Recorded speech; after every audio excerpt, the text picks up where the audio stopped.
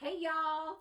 Hey! Welcome to Southern Sober and Sassy. We've missed you for the few weeks, but Christy's been working, I've been working, and I would just rather wait for her to come in because I think we complement each other as a team. So here we are, and wishing you a happy week before Easter. Yes, girl. The Easter Bunny, the Easter Bunny. Okay, what about when you were little? Did you get Easter bat? So what was that like for you? I did. Yeah? Yeah. And we went on Easter egg hunts. That was back when I had a family unit Yeah? and the All American family. Yeah. Yeah. Yeah. Yeah. Yeah, I remember. I remember as a child. I look back at my childhood and I remember there were more Easter egg involvements when I was a child than I did with my kids. And, unfortunately, it was because I, was in the throes of my addiction, especially when my youngest was 2, and her dad, when we got divorced and I was a single mom. And I'll never forget going to Walmart like the night before. I had been out drinking, going the night before, and I bought this huge sheep. And it was a stuffed sheep. And I bought it for my oldest, and then I did the Easter egg baskets, because I always waited till the last minute in my active addiction. I'm so grateful that has changed. But I remember buying my oldest sheep, and she calls it Sheepy. And I'm going to take your line. This is going to make me cry. She still has it. Oh. And it is tattered and ripped up and old, but she still has it. And I asked her, I said, why do you still have it? And she said, I think it's because I remember that Easter when we moved out. It was just me and you and Sissy. And I think I believed in everything in me that you were really trying, Mom. Oh. And she told me, she said, and I'm going to be honest, I don't remember after that Easter any good or better Easters. Oh, wow. I remember when I came home in, because I was living at the halfway house, and I was there I came home in September, so September, October, November. I came home right before Christmas. And of course, the first of the year, and the girls were still very leery. I had seen them, but I remember that Easter, them going with my older brother, to the Crystal Lake, and they sent me pictures, and they looked so happy. Alexis was in college, and my oldest was in college, and just looking so happy. And I remember last year, I went like above and I went overboard. I got these baskets. I got my oldest daughter and her husband. I got my youngest and her significant other, and then I got my niece and my nephews and everybody these baskets I was so proud of. I think today, I don't know about you, but I'd like to talk about how, no, we can't get time back in our active addiction, but how do we make time today? Because I've learned that all they wanted, it wasn't about the material things, it was about our time. And, this year they're going to get little pails. Now they're adults, little pails and little grass, because my youngest was coming home. She's going to come home for the weekend. But it just be spending time with them. We're going to get a sunrise service Sunday and then hang out all day, which I'm excited about, that they even want to be around me. But I don't know, I think it has to do with LaDon being gone and all of his side of the family being gone. Possibly. I don't know. But it's sad because I remember my childhood Easters, some of them, but I don't remember a lot offering that for my kids. The first thing that comes to mind is it builds great character in a child to watch their parent get sober. A parent doesn't have to do anything for their children. Like when a parent gets sober, that is 100% that person. They are getting sober just for them. Right. And those children watching the parent is what builds character in them. Like I am not purposely trying to teach them character. Because they're adults. They're just learning it. Well, as children, when we first got sober, right. they are learning character just by watching. And I can assure you that they heard every conversation that I had with my sponsor. Yeah. They love this new sponsor lady, whoever she was, because she would call me out. She would stop me. She would say, "Don't do that. Don't do that. Don't do that. Don't do that. Don't do that. Don't do that. Don't do that." So much of getting sober is stop doing what you were doing. For me, that was 75%. 75% of me getting sober was to stop doing 75% of what I had been doing. That's easy. That's easy.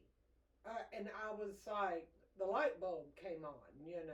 Just stop doing what you had been doing. Mm-hmm. But anyway, my children, and anyone's children, your children, Amy's children, are your greatest cheerleaders. Whether they are watching it happen um, day by day in the same household or from a distance, they're still watching. They're watching. So even if there is distance involved while you're getting sober, those children still know. And God has massive power. God talks to those children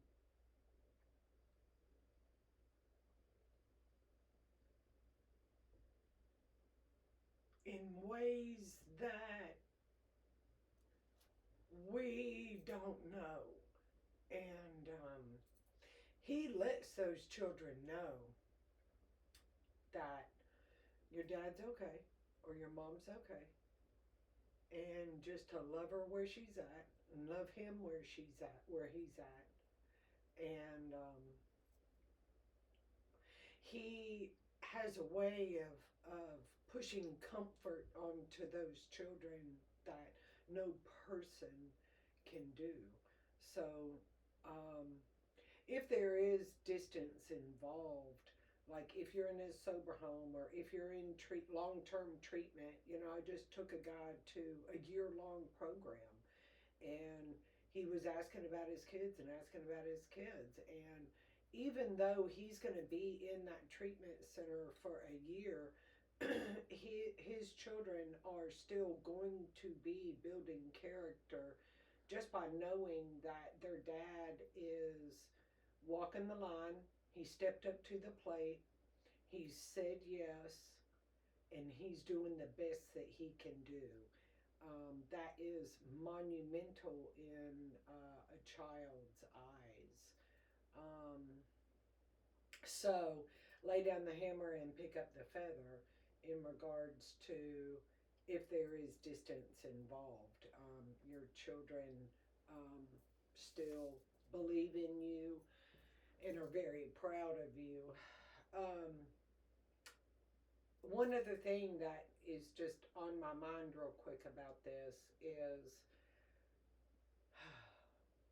gosh, this is a touchy subject, Amy Cooper. There are a lot of people involved in raising children, especially in situations, of course, with addicts and alcoholics. There's grandparents, there's step parents, there's aunts, there's uncles, there's cousins. I mean, everyone, when a family member when the addict or the alcoholic goes into treatment, or they go into sober living, or they go into jail because of addiction, so many family members can come in to help raise those children. And that is a beautiful, wonderful thing. However, you only have one mom, and you only have one dad. And motherhood is not a competition, and fatherhood is not a competition. And even if it was, you're always the winner. They only have one mom and they only have one dad. And, those family members come in to help temporarily. But when that addict and that alcoholic recovers and they are able to get their children back, be a healthy parent, then those other family members have to go back to plan B. They have to go back to where they belong. And it's this give and take. And some grandparents cross the line, and that's not their position. And they you know everyone has to learn their place. And there is a time and a place for those positions to change. I appreciate if that makes sense. It makes a lot of sense, because when I was gone for 2 years, you know,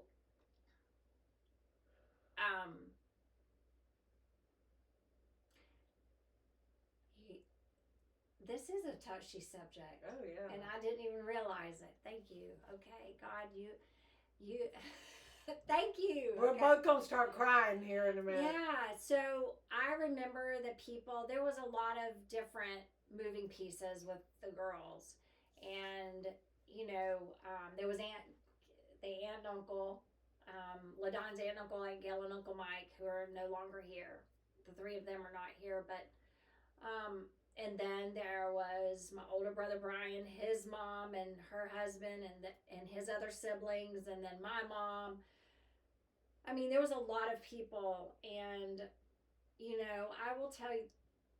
I'll tell you this: when I came home, just because we get sober doesn't mean all of a sudden we stop manipulating or we stop conniving. Mm-hmm.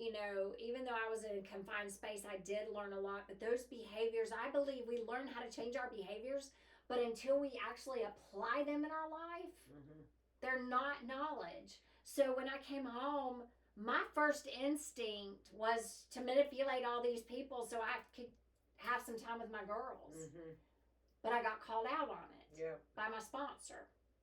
And I was grateful for that. But then I eased back, and I was like, because I respected, the girls were very distant. They were, whether they're fearful, whatever that reason is, we've never they were pissed off at me because I was, their lives being ruined there for the most valuable time of their lives. But we've moved past that. But Christy, I can remember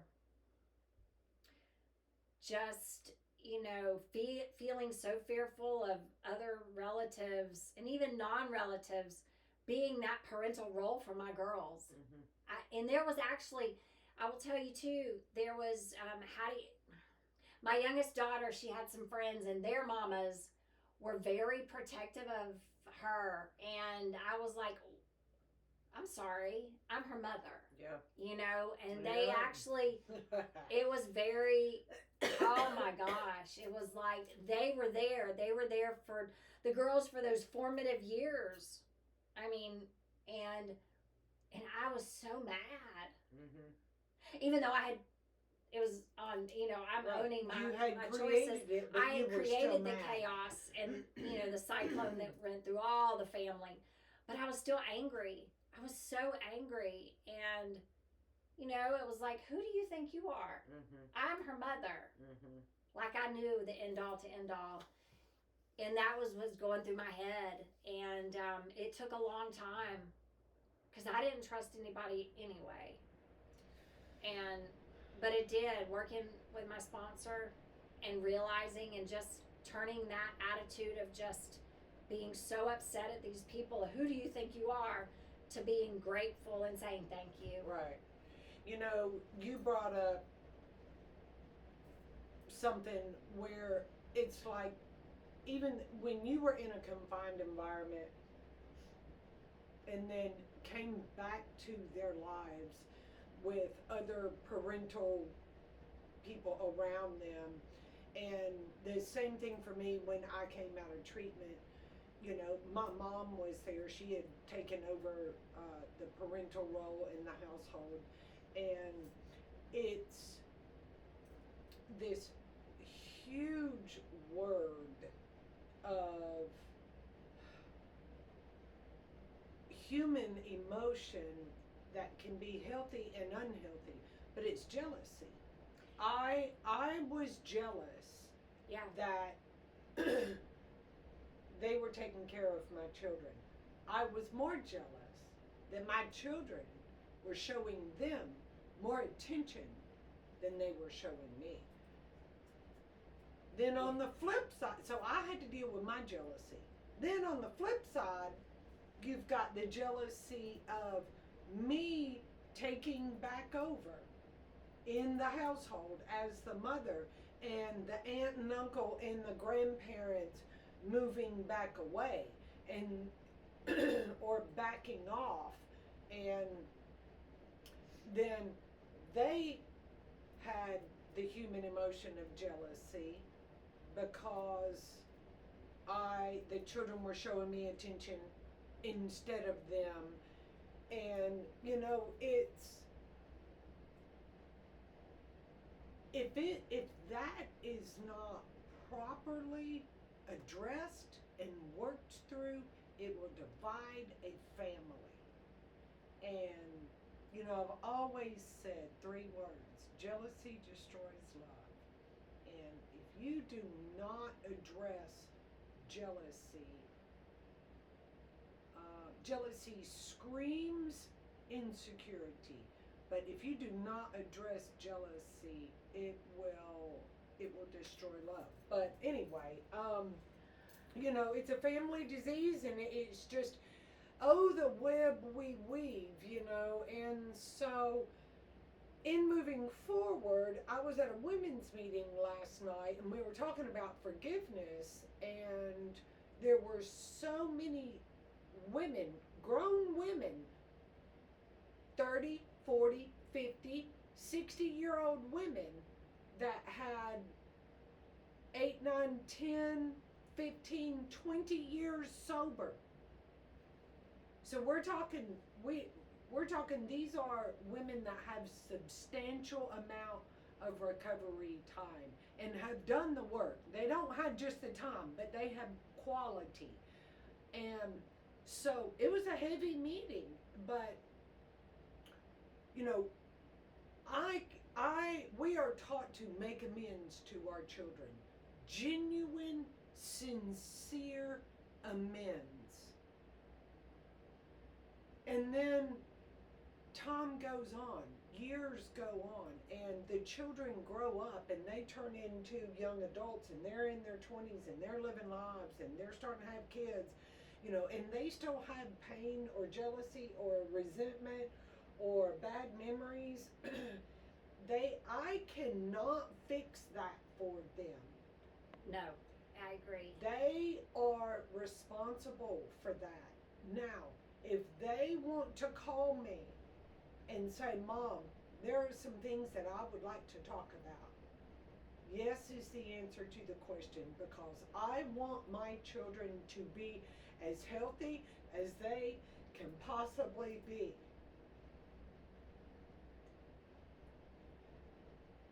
If they are willing to talk about it and find the solution and move into the solution, for it to be a healthy conversation, I'm all about it. I'm willing to dig up the past in order for them to be healthy. Yes. That I am willing to do 100%. What I am not willing to do is tie myself to the whipping post for any criticism from anyone about me being a piece of shit mom ever again in my life. I will not do it. I will not do it. I will not tie myself to the whipping post for anyone to criticize me. So my point is, God gets us sober for a reason, and that reason is for us to have self-worth and to share it with other people. And there comes a point in time that we stand up a little bit taller and a little bit straighter and a little bit more confident as parents in recovery and say,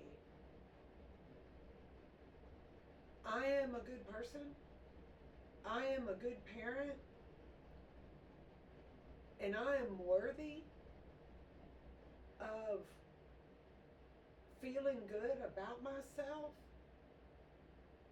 and I've done everything that I can do, and I truly am moving on.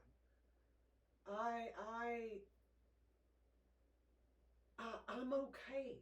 I'm okay in my new skin as a mother now. Anyway, yeah, there's all that. It's pretty heavy stuff. It took time. It takes time. Does that make sense? Makes a lot of sense. Amy Cooper? Yes, it makes a lot of sense. And getting in, being able to say no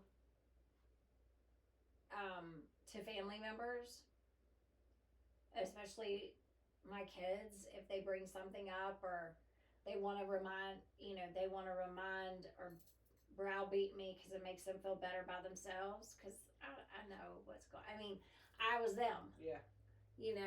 And or giving me the silent treatment. I came to that realization and knowing that help is out there for them too. And I am who I am, and I'm human. I'm not perfect, but I always try to make progress all the time. And I want to say that relationship is, a duly respected relationship. But when it comes to the point where it's not, I'm okay to step back. Because if I didn't cause it, I can't cure it anyway. I didn't cause it. I can't cure it. What is my contribution to the way they're feeling? I've already made my amends, and I'm making living amends by showing up, saying what I mean, meaning what I say, and But it's funny because they both have pulled back. I overtried Christy, when I came home, I overtried, and they were like, that ship has sailed. Mm-hmm. And today, I know this sounds crazy. I'm trusted with my grand dogs. For whatever that's worth, I'll take it.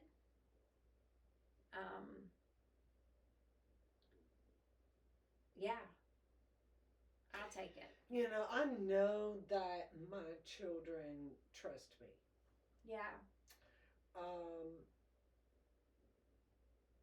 Here's the good news and the bad news about recovery is it exposes the truth.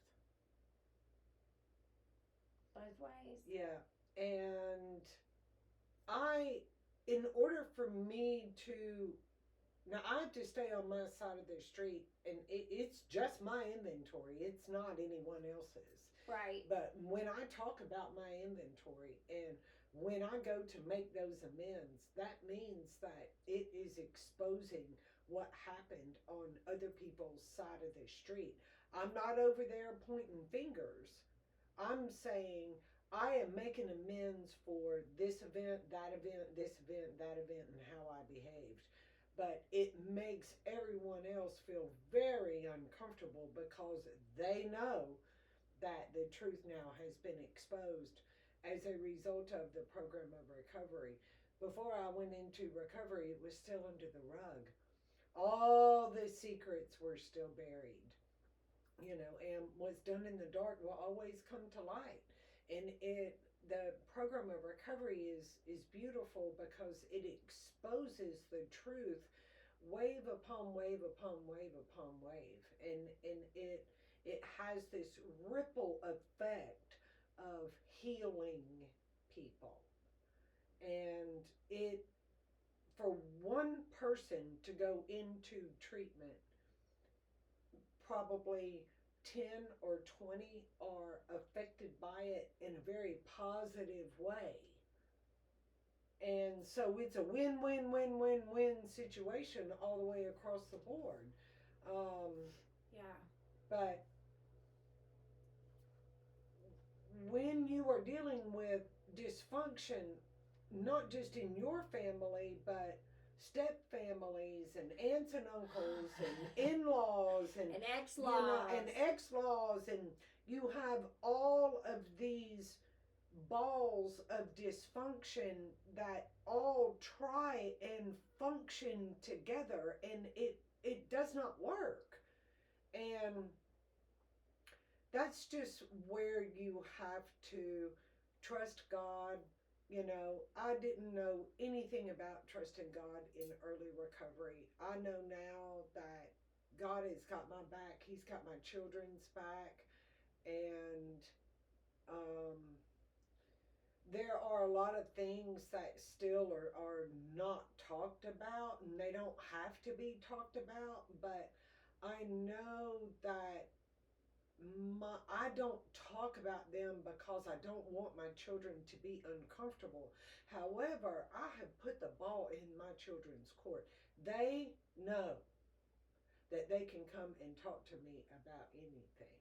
They also know that my mentality has completely shifted to a solution based mentality. That whatever it is that they come and talk to me about, I am wired for what is the solution to that problem. Because I want them to feel good about themselves. I want them to get rid of all of that shit. Yeah. So,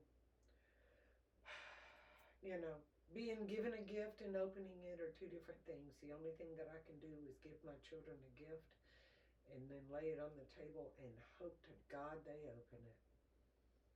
Yeah. I have to admit my powerlessness as a parent of I cannot fix my children. Yeah. I can only fix myself and have boundaries, and like you said, be open to if they want to discuss things, and have a healthy conversation instead of a chaotic conversation. Right. And me being able to listen and ask them if they do come to me with a problem, which they don't.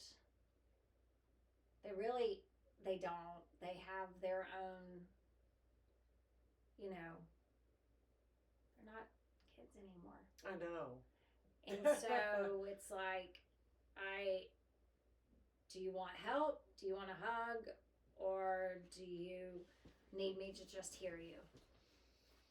I like that. Do you want help? Do you want Do you want to help, hug, or do you want me to just hear you? I like that. Yeah. Something else too, call me old, go right ahead. But when I am with my children now, I want to have fun. Yeah. I don't want to talk about the past. I don't want to talk about dysfunction. I want to live in the present. I want to live in the present, and let's go to the beach and let's go ride golf carts and go play putt-putt golf and go jet skiing, and let's go, man. Let's go have fun. And You know, I know that my children probably lived 5 lives with me being an alcoholic mom. Um, I am not making light of what I did and my behavior. However, I definitely have well rounded children because of it. I, They know what drunk is. They know mm-hmm. what sober is. Yeah, They know both. They know what darkness is. They know what light light is. is. They know what bad is. They know what good is. They know what the devil is, and they know what God is. And that is enough for a well-rounded child. That's enough. Good God Almighty. If these kids have survived, if they have survived, parents, and if they're adult children of addicts and alcoholics and dysfunctional families, we're all colorful people. We are. And that's okay too. Not making excuses for my life because I wouldn't be here today doing this. I look back and I can say I remember this and I remember that, but I don't stay stuck there. I get a little teary eyed, but I don't stay stuck there. And just like you said, we're gonna go and have fun. That's what I want. And for a long time, Christy, in my early recovery, it was doom and gloom when I was around them. When I like my oldest did, she wasn't really around me. I was gone for 2 years. She really wasn't participating with me for almost another 2 years. I get it, you know. I don't, and then it slowly. It is what it is. How about that? You know, this is a whole other topic of conversation, but I'll just say this very quickly. You know, there's two people in a relationship. My children, I have a son and a daughter. My children are very different. Mm-hmm. You know, and you just described, you know, your children that it's like if one child is very attentive and communicative, then that's great. If the other child is distant, that's okay too. Yep. That's okay too. And two words, don't compare. Don't compare. Yeah. Those children, each child has different needs and different wants. And I do not need to treat them the same because they are not.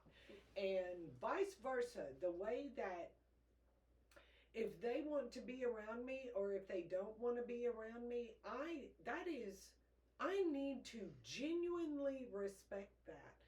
It's not them. It's not them.